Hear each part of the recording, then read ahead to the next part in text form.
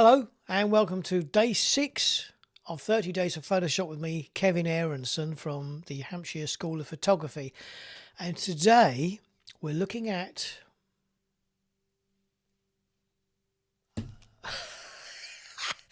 grabs notes to read clone stamp tool. The clone stamp tool, just like the previous other 3 tools, are all about cloning, or is all about cloning and healing. It's about getting rid of something in the image that you don't want, or changing the appearance of something by importing pixels from elsewhere in the image. It sits just over here, clone stamp tool, there we go, just below the other 3 tools, spot healing brush tool, and the patch tool. And it is distinctly different from the others, and it's the predecessor to the others. It's been around a very long time. And in its simplest form, let me make the brush a little bit bigger, it is about cloning. It's called the clone stamp tool, and it was primarily designed for cloning. To sample an area, it's just the same as we did on the healing brush tool. You press down the Option key on the Mac or the Alt key on the PC. Icon changes to that. I click on the eye in this particular case, let go, and I can now paint the eye up here. And you can see that it has faithfully replicated the eye on his forehead.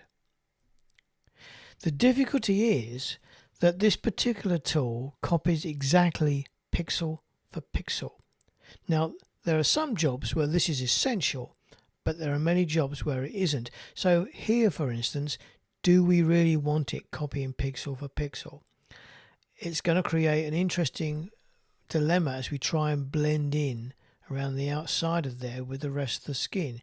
If we'd use the healing brush tool, let's do that, which works the same sort of way. I'm just going to make it bigger again using my square bracket keys, and I sample from that eye, pressing down the Option key on a Mac or the Alt key on a PC, and I paint this one in.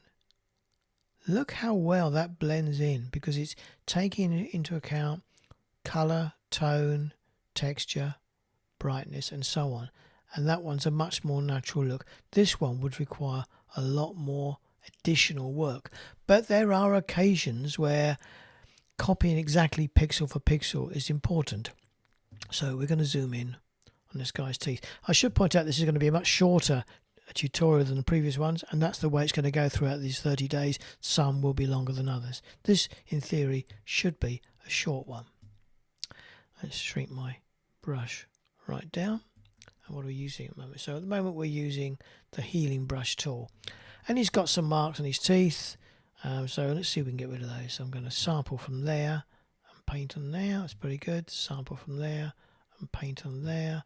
Sample from there and paint on there. And this is where the healing brush tool has an issue, because it's blending together texture and color and brightness. It's sensing that the tooth is on the end of a really dark background, and it's trying to bring some of that into the blend, which we don't want. So we end up with this very odd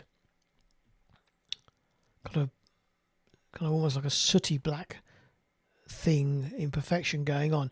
And this is a perfect example where the clone stamp tool would do a better job. So let's just shrink the brush down on that, and we'll take a sample from there, and we can paint right up to the edge with no such issues. Much more useful.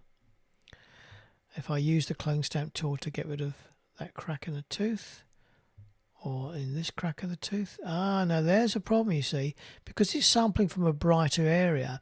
It's brought those bright pixels into the clone, and that's no good. So we undo that, which is Command Z on the Mac or Control Z on the PC, and we go back to the healing brush tool.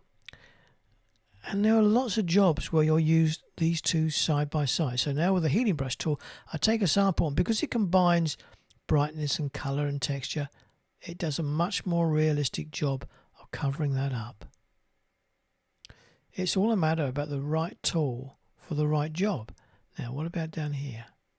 That should do a reasonable job, because it hasn't got a really black background behind it like we had over here. And this one, Yeah, no problem at all. So actually we could probably use the healing brush tool for most of this now. It's only because we were dealing with this severe.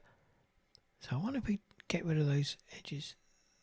Now you see, because that really dark background coming up, I've got another smudge. So I'd have to go back to the clone stamp tool and finish it off with that.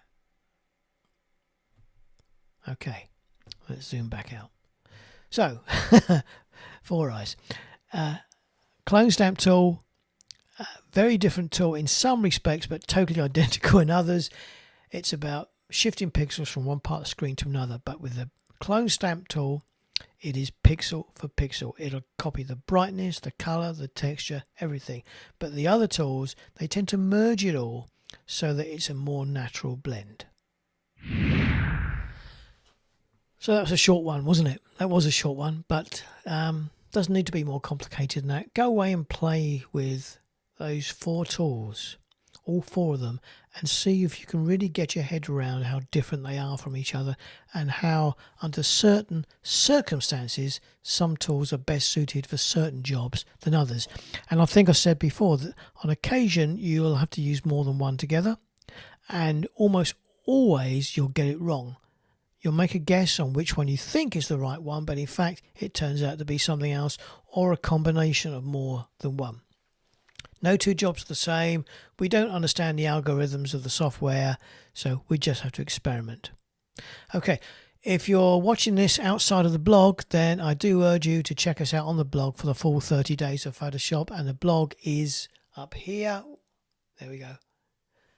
phototeacher.blog, or check out our website for our training courses at our training centre in Fleet, and our website is hampshirephotoschool.com, or the short version, which is so much easier to type in, gohsp.com.